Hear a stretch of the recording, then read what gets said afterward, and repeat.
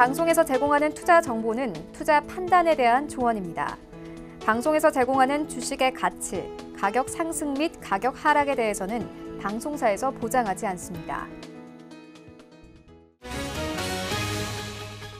간추린 경제 뉴스입니다. 뉴욕 증시에서 주요 지수는 미중 무역 협상과 주요국 중앙은행의 경기 부양책을 주시하는 가운데 혼조세로 마감됐습니다. 뉴욕 증권거래소에서 다우존스 지수는 0.14% 상승했습니다. 반면 S&P 500 지수는 전장보다 0.01%, 나스닥 지수는 0.19% 하락하며 거래를 마쳤습니다. 국제 유가가 4거래 연속 오름세를 나타냈습니다. 사우디아라비아 측이 감산 정책을 이어가겠다는 입장을 밝히면서 국제 유가의 상승 압력을 가했습니다. 뉴욕 상업거래소에서 10월물 WTI는 배럴당 2.4% 상승하며 거래를 마쳤습니다. 뉴욕 연방준비은행은 8월 미국 소비자들의 기대 인플레이션이 하락했다고 현지 시간 9일 밝혔습니다. 연은에 따르면 향후 1년 기대 인플레이션은 2.4%를 기록하며 사상 최저치를 기록했습니다. 또 집값과 의료비용, 렌트 비용 등에 대한 기대도 사상 최저치를 기록했다고 밝혔습니다. LG전자가 호주에서 TV의 결함 피해를 주장하는 소비자 2명의 수리 보상 요구를 무시했다가 소송에 걸려 배상금을 물게 됐습니다. 외신 등에 따르면 호주 연방법원은 결함 있는 TV에 대한 수리, 교체 환불을 거부했다는 이유로 LG전자에 대해 소비자 2명에게 우리 돈으로 약 1억 3천만 원을 지급하라는 판결을 내렸습니다.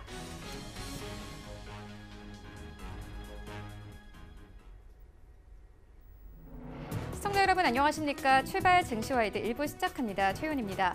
어제 우리 증시 양지수 엇갈렸습니다. 코스피 시장은 소폭 오르면서 2019선까지 올랐습니다.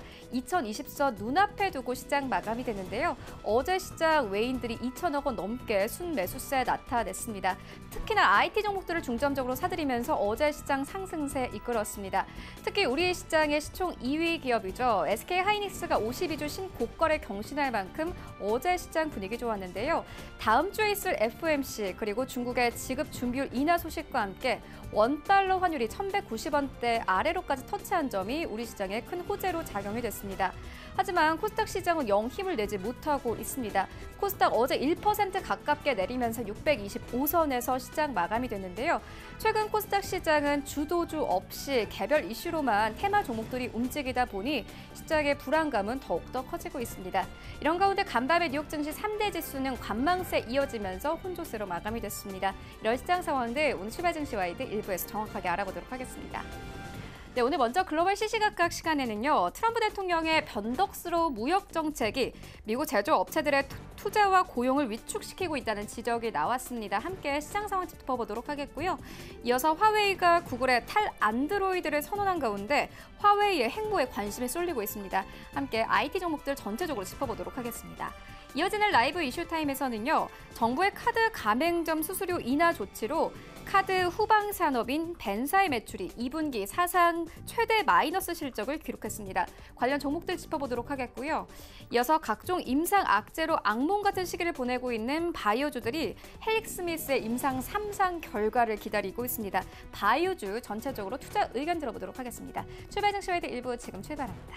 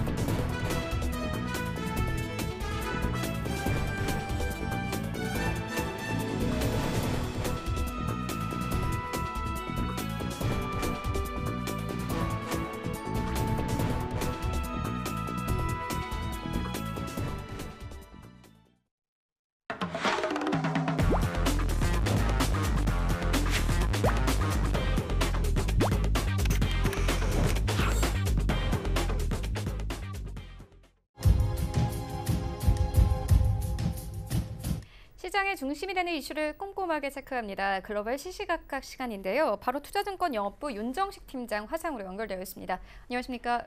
네, 안녕하세요. 네, 먼저 간밤에 뉴욕 증시 상황부터 짚고 가도록 하겠습니다. 3대 지수 모두 혼조세로 마감이 됐습니다. 하지만 등락폭은 크지 않았습니다. 보합권에 머무는 정도였는데요. 간밤의 시장에 좀 특징적이었던 것은 올해 최고의 상승률을 기록한 소프트웨어 주식 중 일부가 이 밸류에이션 재평가 속에 급락했다는 점입니다. 이러한 상황 속에서 다른 종목들의 움직임은 어땠습니까?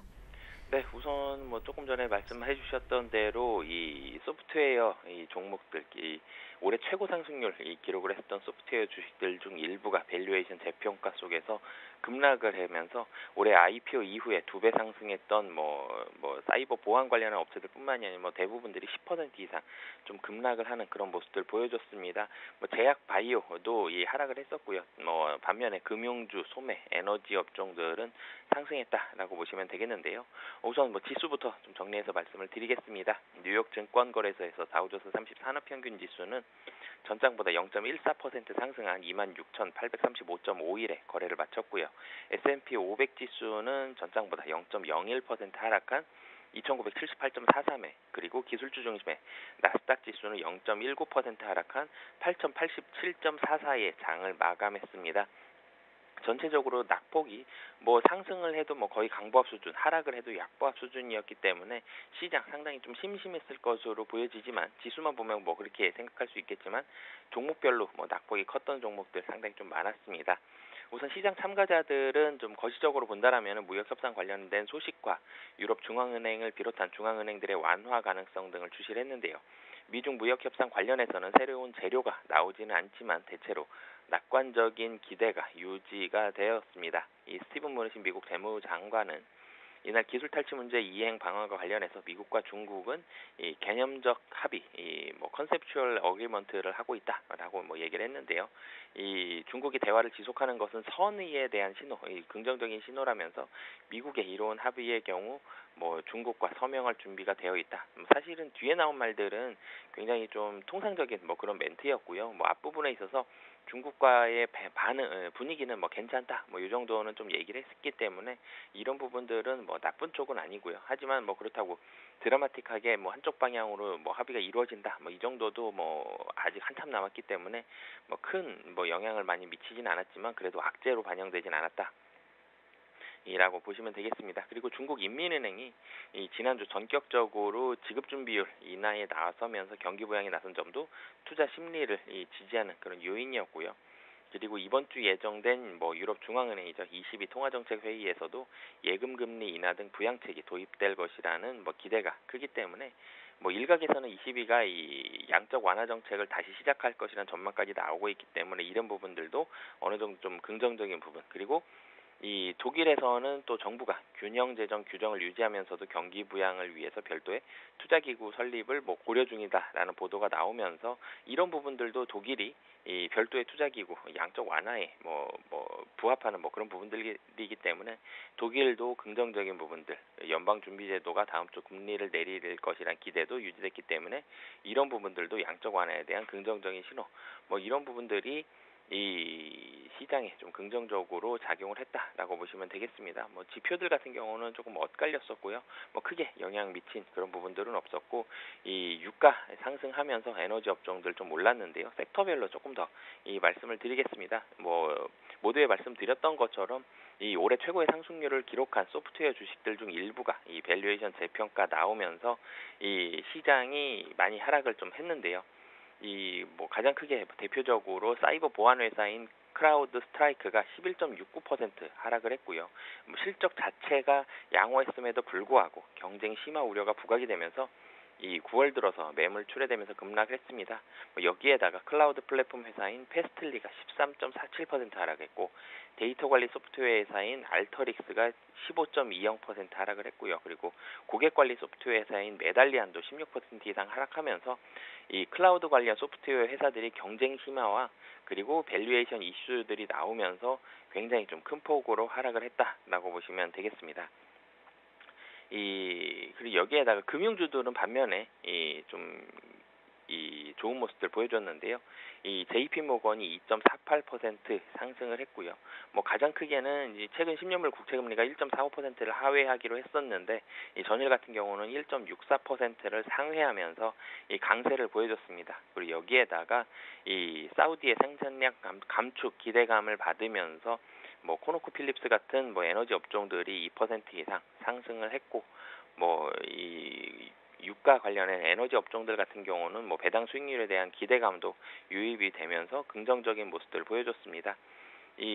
그리고 여기에다가 이 산업재 같은 종목들, 그러니까 GM이나 포드 같은 뭐 자동차 업종들, 이 캐터필러나 3M 같은 산업재 종목들도 뭐 1에서 3% 정도 하락을 했고요. 그 외의 종목들도 사실은 대체적으로 이 강세를 보여준 섹터들이 조금은 더 많습니다. 뭐 그렇지만 소프트웨어 업종들이 워낙 낙폭이 좀 컸기 때문에 시장은 전체적으로 지수만 본다라면은 뭐 이 시장별로 조금은 차이가 있었지만 강보합이나 약보합 정도 보합권 수준에서 움직이는 그런 모습들을 보여줬다라고 보시면 되겠습니다. 뭐 미중 무역 협상 기대감이 유입이 됐지만 기술주라든지 뭐 애플이라든지 이런 종목들 상승폭 조금 크지는 않았고요. 그렇지만 하락하지는 않고 상승을 했다라고 보시면 되겠습니다.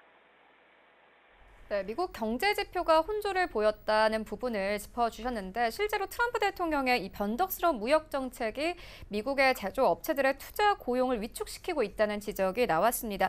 우리 수출에도 큰 타격이 있을 것 같은데요. 현 상황 어떻게 보고 계십니까? 네, 사실은 트럼프 대통령 좀 왔다 갔다 하는 그런 모습들 많이 보여줬고요.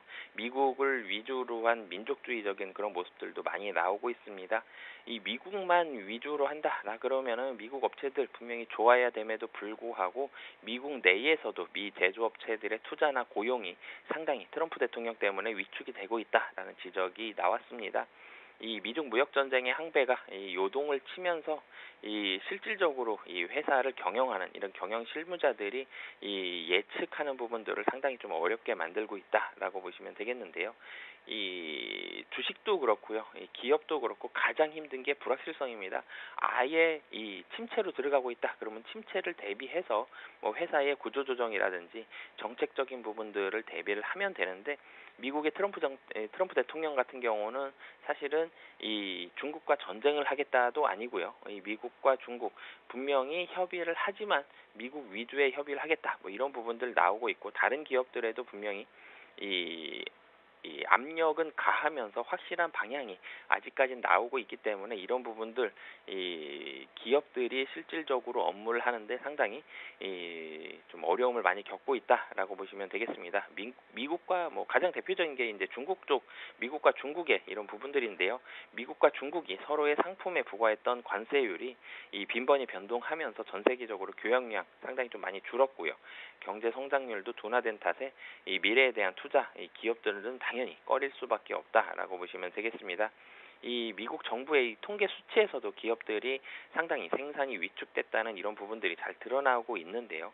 미국 인구조사국에 따르면 7월 미국의 자본재 수입액은 2017년 이래 최저 수준으로 떨어졌고요. 자본재 신규 주문도 3년 만에 처음으로 감소한 것으로 나타났습니다. 이 미중 무역 전쟁이 상당히 7월 이후에 격화되고 있기 때문에 이런 경제에 대한 우려가 신규 주문을 줄이는 뭐 가장 결정적인 이유로 작용을 했다라고 보시면 되겠는데요. 이 확대되는 이런 불확실성 탓에 경영자들이 투자에 나서는 거 당연히 신규 투자 나서기 힘들다라고 보시면 되겠고요. 특히 수출 위주인 이 업체들은 뭐 거의 투자에 나서기 힘들다라고 보시면 되겠습니다. 어떤 식으로 특히 중국과의 교역 물품에 관세가 부과될지, 어떤 품목이 어떤 이 고율의 관세를 받을지 가늠을 할 수 없기 때문에 상당히 좀 불만이 토로가 되고 있는데요. 국내 업체들 같은 경우도 사실은 미국에 나가는 그런 수출 종목들, 수출 업종들 상당히 미국의 눈치를 볼 수밖에 없습니다. 중국과의 영향이 있는 그런 업체들도 중국 쪽으로 수출 나가는 부분들도 지금 현재 영향력 살피고 있고요. 그리고 미국에 수출을 하면서 뭐 상당히 많이 수익을 거두고 있는 그런 업체들도 트럼프 대통령의 눈치를 볼 수밖에 없는 상황입니다. 뭐 그렇기 때문에 미국 내에 공장을 뭐 증설을 하면서 이런 부분들 어느 정도 좀 달래려고 노력을 하고 있고요. 국내 이 수출 중심의 그런 기업들 같은 경우도 특히 미국으로 나가는 미국과 중국으로 나가는 기업들 같은 경우는 당연히 트럼프의 저 발언들 상당히 좀 민감하게 반응할 수밖에 없기 때문에 국내 업체들도 마찬가지로 큰 폭의 투자, 특히 이 미국으로 나가는 이 기업들의 큰 폭의 투자는 뭐 당분간은 좀 나오기 쉽지 않은 그런 상황이다라고 보시면 되겠습니다. 이 국내 업체들이 상당히 눈치를 많이 보고 있지만 트럼프 행정부 같은 경우는 뭐 아직까지 괜찮다, 뭐 이런 부분들은 미국 제조업체들 자체의 책임이다, 뭐 이런 부분들로 상당히 좀 미국의 그런 업체들에는 발언을 좀 세게 하고 있기 때문에 뭐 당분간 트럼프 대통령이 저런 모습들, 좀 들쭉날쭉한 그런 모습들을 좀 접을 가능성은 현재로서는 좀 적어 보인다라고 보시면 되겠습니다. 네, 미중 이 무역 협상 부분 짚고 왔는데요. 이어서 우리 시장의 또 다른 핫한 이슈 하나 짚고 가도록 하겠습니다. 최근 이파 2019가 개막한 가운데 화웨이의 행보에 관심이 쏠리고 있습니다. 화웨이가 구글의 탈 안드로이드를 선언했는데 화웨이는 이제 세계 첫 5G 통합칩 타이틀을 가져갈 가능성이 커졌습니다. 화웨이의 향방 어떻게 보고 계십니까? 네, 우선적으로는 이 화웨이가 칩 하나로 이 모든 기능을 구현할 수 있는 원칩으로 IT 업계의 당초 예상을 뛰어넘는 이런 기술력을 자랑할 것으로 보여지는데요. 보통 이 5G 통합칩이 그랬으면 화웨이가 아니라 퀄컴이나 삼성전자가 이 5G 통합칩에 대한 이 타이틀, 세계 첫 5G 통합칩 타이틀을 퀄컴이나 삼성전자가 가져갈 가능성이 높지 않겠냐라고 시장이 예상을 했었는데 현재로서는 화웨이가 이 부분을 가져갈 가능성 굉장히 좀 유력해 보입니다. 이 IFA 2019 개막 기조 연설자로 나선 리처드 위 화웨이 소비자 부문 최고 경영자는 업계 처음으로 화웨이가 인공지능과 5G 모뎀을 결합한 기린 990을 선보인다라고 밝혔는데요. 이 통합칩 같은 경우는 뭐 굉장한 기술력이 들어가는데 화웨이에서 이 기린 990을 오는 19일 이 독일 미넨에서 공개할 것이다라고 밝혔기 때문에 사실은 이 갤럭시 노트 10을 비롯해서 지금까지 출시됐던 5G 스마트폰은 최신 이 SoC 칩을 탑재하더라도 5G 모뎀만은 따로 들어가서 부피가 좀 커지는 그런 모습들이 있었는데요. 이 LTE 대비해서 부피가 한 20에서 30% 더 큽니다. 그렇기 때문에 이 5G 원칩에 대한 이 시장의 니즈 상당히 좀 있었고요. 양산 난이도 당연히 높았기 때문에 지금까지 나오지 않았었는데 화웨이 쪽에서 이런 부분들이 나온다라고 본다라면은 상당히 좀 기술력 앞서 있다라고 보시면 되겠고요. 이 모뎀칩 설계 기술에서 이 화웨이가 퀄컴이나 삼성 대비 우위에 있다라는 점을 강조하기 위해서 이번 리처드 위 CEO 같은 경우는 이런 발언들까지 좀 했다라고 보시면 되겠습니다. 화웨이는 삼성폰에도 일부 들어가고 있고요. 삼성폰도 사실은 중국 쪽 비보폰에 5G 원칩 공급하기로 했기 때문에 분명히 지금 당장 화웨이가 조금은 더 앞선 것은 맞지만 이 5G 원칩에 대한 기술력 삼성이나 퀄컴이 좀 뒤졌다라고 당장 확언하기에는 조금은 이르다라고 보시면 되겠습니다. 하지만 화웨이 분명히 기술력 상당히 좀 빠르게 올라갔었고 이제는 세계 거의 정상급의 기술력을 가지고 있다라고 보시면 되겠는데요. 하지만 화웨이의 약점이 좀 있는데요. 독자 OS 이런 부분들을 탑재를 하면서 스마트폰 내년 3월에 나온다라고 보시면 되겠는데 구글을 탈피하겠다 이런 부분들을 구글의 안드로이드를 탈피하겠다 이런 부분들을 강조를 하고 있는데 OS를 잘 만들더라도 사실 화웨이의 OS 어느 정도 잘 만들었을 것으로 보여지는데 이 구글의 안드로이드보다 화웨이 쪽에서는 발표한 부분들이 구글의 안드로이드보다 더 원활하게 작동하고 보안성이 강하다라고 지평을 했습니다.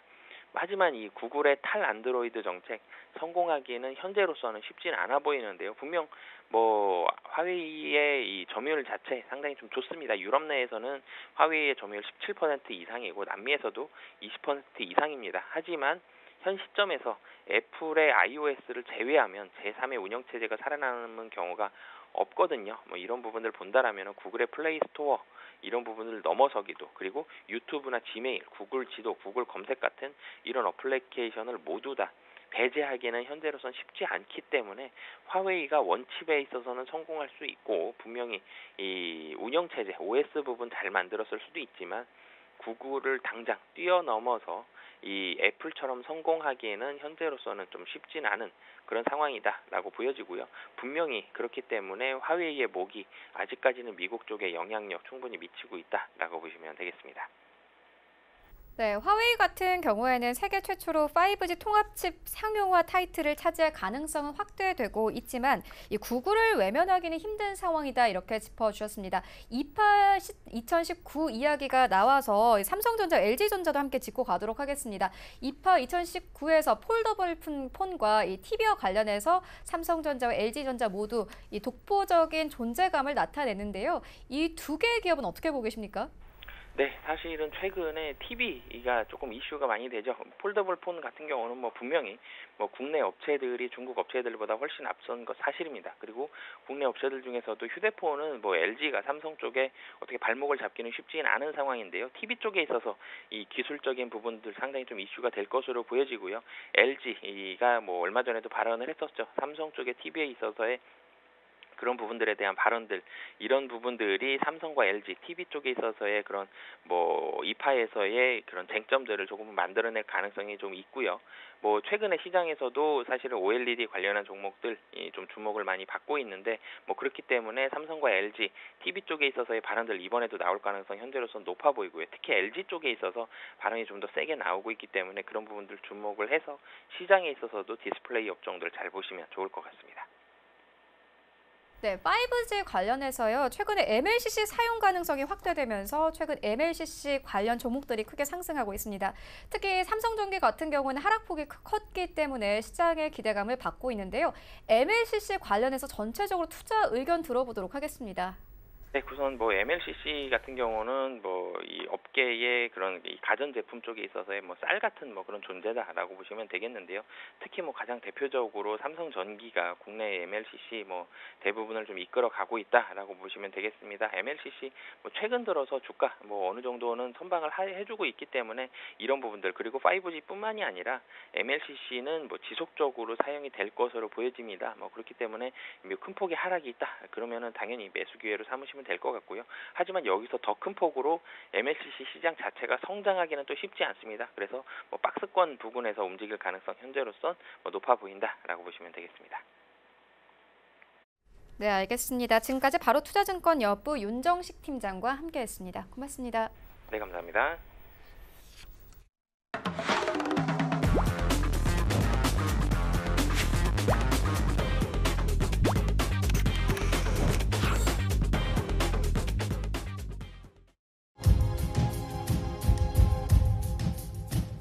네, 이번에는 국내 시장 쟁점 조금 더 자세하게 살펴보도록 하겠습니다. 라이브 쇼타임인데요. SK증권 여부 PIB센터 이재광 이사 전화 연결되어 있습니다. 안녕하십니까? 예, 안녕하세요. 네, 이사님 오늘장 분위기 어떻게 보고 계십니까? 네, 이제 내일 모레가 우리나라 최대의 명절인 추석 연휴 시작이죠.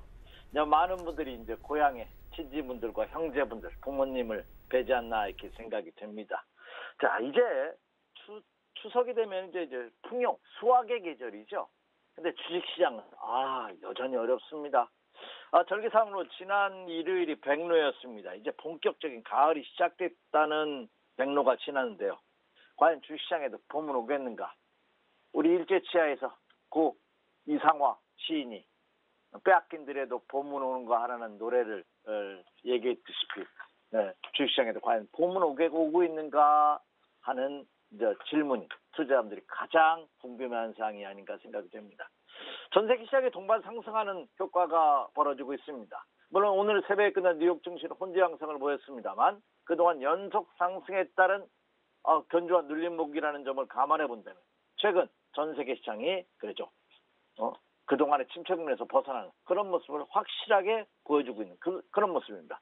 가장 큰 이슈가 미국과 중국의 무역회담이 다음 달에 성사된다 하는 소식이 긍정적으로 작용하는 그런 모습입니다. 따라서 이러한 사항들이 국내 주식시장에도 최악의 상황은 벗어났지 않느냐 하는 긍정적인 시나리오를 던져주고 있는 그런 모습을 보여주고 있기 때문에 과연 지금 시점에서 많은 투자자들이 궁금해하시는 매수를 해야 되냐, 한다면 어느 쪽으로 해야 되느냐, 언제 하느냐 이런 것들을 집중적으로 분석해보는 그런 시간을 가져드리도록 이렇게 하겠습니다.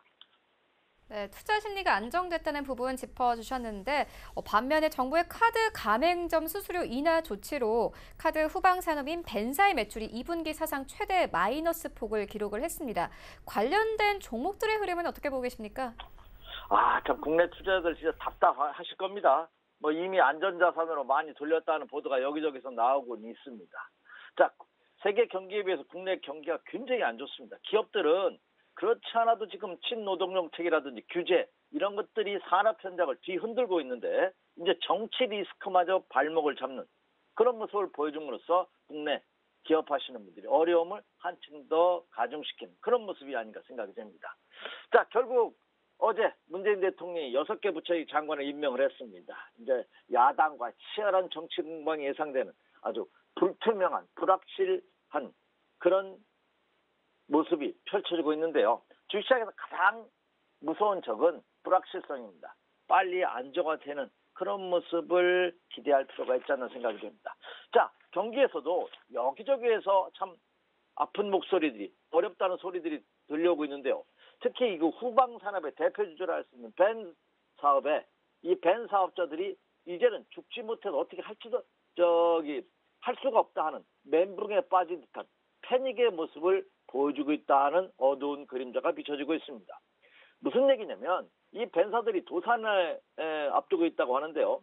사실 이 벤사라는 것은 그 카드 가맹점의 여러 가지 그 수행하는 업무를 대행해주는 회사가 벤사입니다. 그러니까 정부가 이 카드사와 카드 수수료 인하에 대한 강력한 정책을 추진하면서 수수료를 인하했죠. 그래서 올해 카드사의 손실이 한 7천억대가 될지도 모른다 하는 우려감이 대두됐는데요. 막상 뚜껑을 열어보니까 카드사들은 크게 손실을 본 것이 없는 그런 모습을 보여주고 있다는 점입니다. 자, 그런데 그 후방 산업이라 할 수 있는 이 벤사가 2분기 매출을 보니까요. 매출이 사상 최대 마이너스를 기록하는 그런 모습을 펼쳐졌다는 점입니다.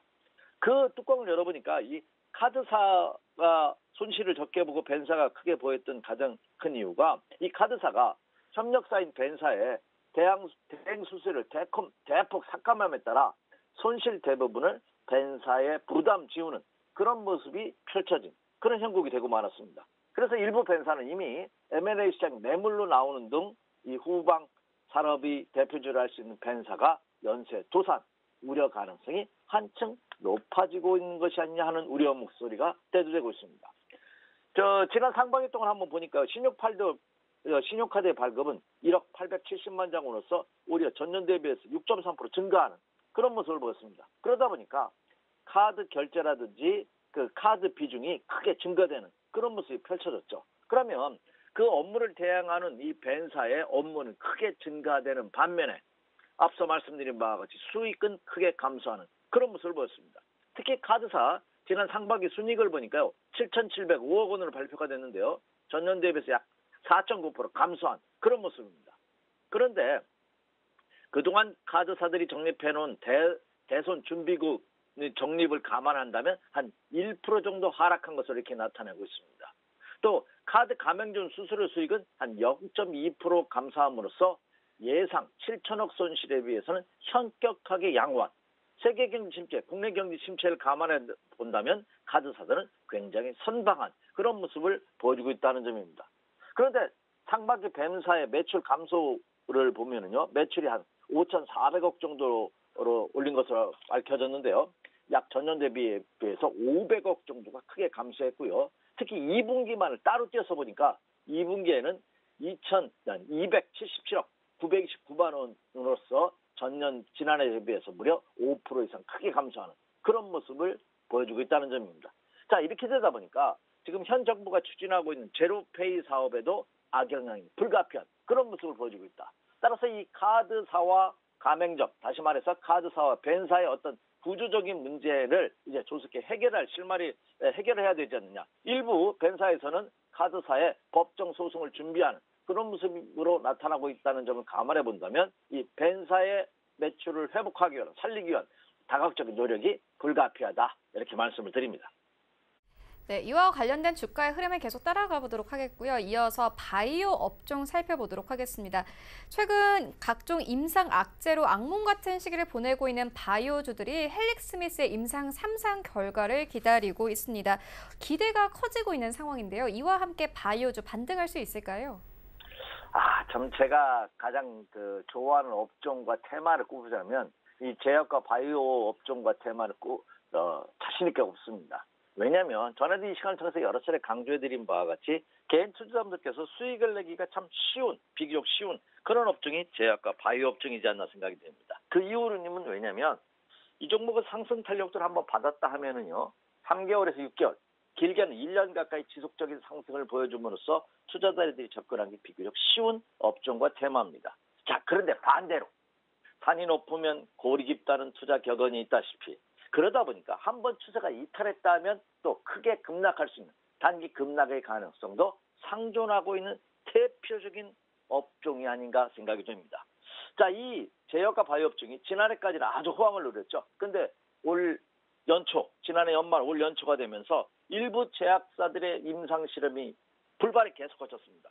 한미약품을 필두로 해서 최근에는 코리움 티슈진이라든지 HLB, 신라젠들이 임상 실험을 중단한다든지 실패한다는 소식이 전해지면서 제약과 바이오 업체에 된소리를 내리는, 그래서 일부 제약과 바이오 업종들은 거의 패닉의 수준에 빠지는, 급락하는 그런 모습을 보여줌으로써 많은 투자들이 손실을 크게 본 그런 올 상반기가 되지 않았나 생각이 되고요. 아직도 그 모습은 진행 중이지 않을까 생각이 됩니다. 자, 그런데 중요한 것은 이달 말에 대표 바이오 업체 중에 하나인 헬릭스미스가 미국에서 임상 3상 결과를 발표를 합니다.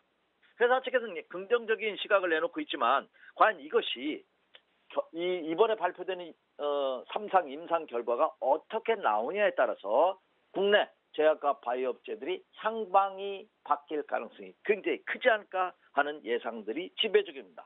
저 또한 이번 헬릭스미스의 3상 임상 결과 발표에 따라서 제약 바이오주의 판도가 바뀔 가능성이 굉장히 크지 않을까 생각이 됩니다. 사실 그동안 국내 제약과 바이오 업체들이 신약 개발 능력에 대한 검증이 이제 외국인이나 국내 투자자로 하여금 신뢰를 받지 못하는 그런 형국까지 처한 그런 모습입니다. 따라서 이번 헬릭스미스의 3상 임상 발표에 따라서 국내 신약 개발 능력을 입증하는데 굉장히 중요한 어떤 기준점이 될 가능성이 굉장히 높고, 이로 인해서 투자 심리에 절대적인 영향을 끼칠 가능성이 높다, 이렇게 말씀을 드릴 수가 있겠습니다. 만약에 이달 마지막 주입니다. 9월 23일부터 9월 7일 사이에 3상 결과가 발표될 예정으로 알려지고 있는데요. 이달 말에 발표되는 이 헬릭스미스의 임상 결과가 긍정적으로 나온다면 국내 제약과 바이오 업체들의 전환점이 될 가능성이 굉장히 크다. 그동안 기술 비용이 있으면서도 동반 하락했던 제약과 바이오 업체들의 급등 가능성도 굉장히 클 것이며, 그것으로 인한 옥석 가리기, 차별화 시장이 전개될 가능성이 크지 않을까 이렇게 예상이 됩니다. 따라서 추석 연휴 편안하게 보내신 이후에요, 그 다음 주가 되면 어느 정도 윤곽이 나타날 가능성이 굉장히 크고요. 특히 제약과 바이오 관련주를 갖고 계시는 분이라면 적어도 이번 반등 장세가 다음 주까지 이어질 가능성이 굉장히 크지 않을까 이렇게 예상이 됩니다. 따라서 그 점을 염두에 두시면서 이번 추석 연휴 기간에도 시간이 되시면 이 제약과 바이오 업체들의 좀 더 세밀하고 면밀한 분석이 요구되고 있고, 이달 말을 기점으로 해서 제약과 바이오 업체들이 옥석 가리기 작업은 더욱더 활발하게 이어질 가능성이 높다, 이렇게 말씀을 드립니다. 네, 그렇다면 오늘장 전략은 어떻게 보고 계십니까? 네, 자 이제 추석 연휴를 앞두고 있는 시점이기 때문에 오늘이 10일입니다. 화요일이죠. 내일 11일입니다. 또 내일은 쿼드러플 리칭 데이죠. 원래는 9월 두 번째 목요일인 12일 날이 쿼드러플 리칭 데이, 선물 옵션 만기일입니다만 연휴기 때문에 하루 땡긴 11일 날 내일입니다. 그렇다면 오늘과 내일장도 여전히 변동성이 심한 급등락의 장세가 연출될 가능성이 굉장히 크고, 그리고 일부 작은 거래량으로도 움직일 가능성이 크지 않을까 이렇게 예상이 됩니다. 따라서 그 점을 염두에 두시면서 오늘과 내일장 너무 적극적인 매매보다는 역시 한 템포 쉬어간다는 그런 여유로운 마음으로 접근해 주십시오 하는 것이 기본 전략입니다. 자, 이제 본격적인 투자 전략을 말씀드리기 앞서 체크 포인트 한번 짚고 가도록 하겠습니다. 첫 번째는 뭐겠습니까? 그렇죠. 원달러 환율 동향입니다. 제가 사실 지난주까지는 보수적인 투자 전략을 계속해서 말씀을 드렸고, 지난주에 제가 여러분에게 제시한 체크 포인트 기억하십니까? 2000 코스피 시장 기준으로 2031포인트가 돌파하는지 체크해 주십시오. 이번 주까지. 그리고 1943포인트가 붕괴되면 절대 안 됩니다 하는 말씀을 드렸는데, 어제 종합지수 종가가 얼마입니까? 어제 종합지수가 거래소 시장을 기준으로 거래소 시장을 기준으로 2019포인트입니다. 물론 어제도 장중 고점을 거의 2030포인트 근처까지 2029포인트까지 갔다가 종가는 조금 상승폭이 둔화되면서 마감됐습니다만 2019포인트입니다. 제가 말씀드렸던 상단의 저항선을 돌파하지는 못했지만 하단의 지지선은 굳건하게 지키고 있다는 점입니다. 그렇다면 최악의 상황은 벗어날 것으로 예상입니다. 그 예상을 뒷받침할 수 있는 것이 환율시장이죠. 어제 환율시장 너무 이쁩니다. 3원 90전이 하락했습니다.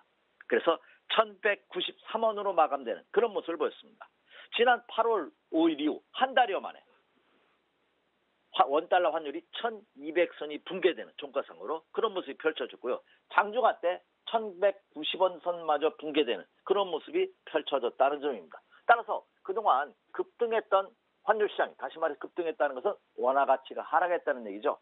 급등하고 있던 환율시장이 안정되고 있다는 점은 주식시장에 큰 지원군이 되고 있다, 원군이 되고 있다는 점은 명확한 것이 아닌가 생각이 됩니다. 따라서 이 환율시장의 안정은 오늘도 이어질 가능성이 높다고 본다면, 그렇죠, 오늘도 크게 하락할 가능성은 상대적으로 적지 않을까 이렇게 예상이 됩니다. 자, 최근 앞서 모두에 언급해드린 바와 같이 세계 시장이 안정화되는 큰 이유 중에 하나가, 그렇죠, 미국과 중국의 무역 전쟁이 10월에 고위급 회담이 이어질 가능성이 높다는데 합의했다 하는 말씀이 드렸습니다. 또 하나의 축이 뭐냐면, 중국이 지난 6일 날 지준율을 무려 0.5% 50pp 인하하는 아주 획기적인 정치를 취했습니다. 자, 그로 인해서 이 중국 시장이 경기 활성화 대책에 힘입어서 중국 시장이 상승, 미국 시장을 포함한 유럽 시장, 일본 시장 같은 선진국 시장이 대거 상승 대열에 합류하는 그런 모습을 보였습니다. 자, 그렇다면 이 경기 활성화 대책, 당정 완화 대책, 유동수상 확대 정책, 중국이 0.5% 지준율을 인하함으로써 무려 900억 위안, 우리나라 돈으로 약 한 150조 정도가 자금이 시중에 풀린다고 합니다. 엄청난 자금이죠.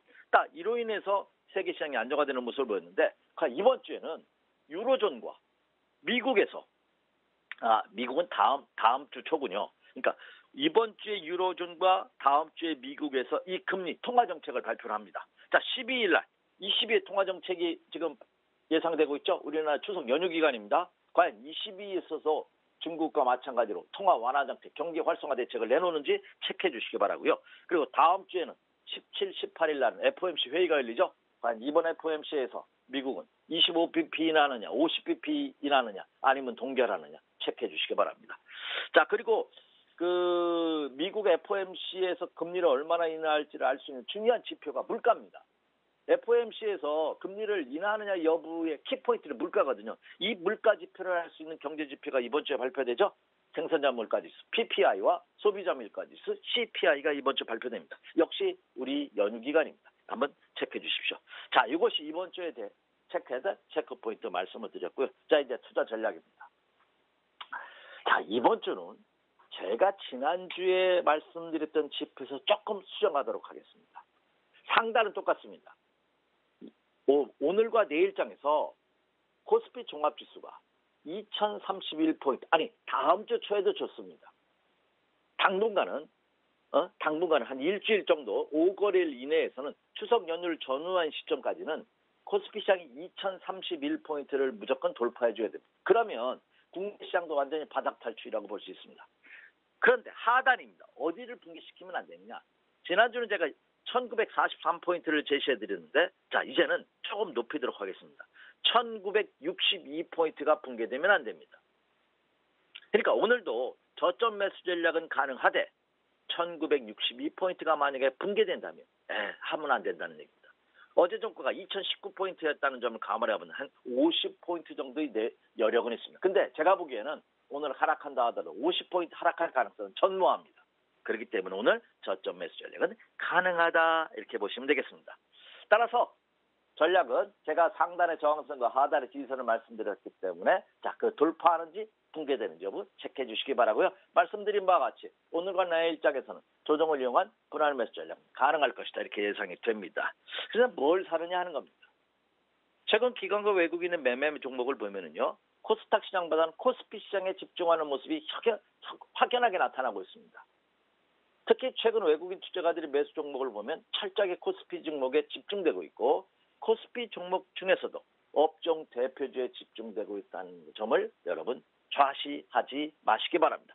그렇다면 저는 이제 전통적인 우량주를 알 수 있는 업종 대표주 중심으로 한 분할 매수 전략이 오늘장, 내일장에서 가능하다 이렇게 말씀을 드립니다. 이상입니다. 네, 다음 주까지 2031포인트를 돌파하면은 바닥 탈출이라고 볼 수 있겠지만은 1962포인트 붕괴 시에는 매수 진입을 자제를 해야 한다는 부분 짚어주셨습니다. 지금까지 SK증권 여부 PIB센터 이재광 이사와 함께했습니다. 고맙습니다. 네, 감사합니다. 추석 연휴 잘 보내시기 바랍니다. 네, 1부는 여기서 모두 마치도록 하고요. 잠시 후 2부에서는 전문가들과 함께하는 종목 라이브쇼, 라이브 매매 타임이 이어집니다.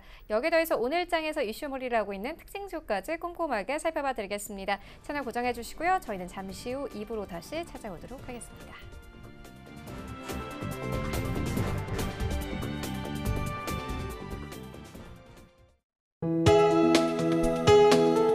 본 방송에서 제공하는 투자 정보는 투자 판단에 대한 조언입니다. 방송에서 제공하는 주식의 가치, 가격 상승 및 가격 하락에 대해서는 방송사에서 보장하지 않습니다.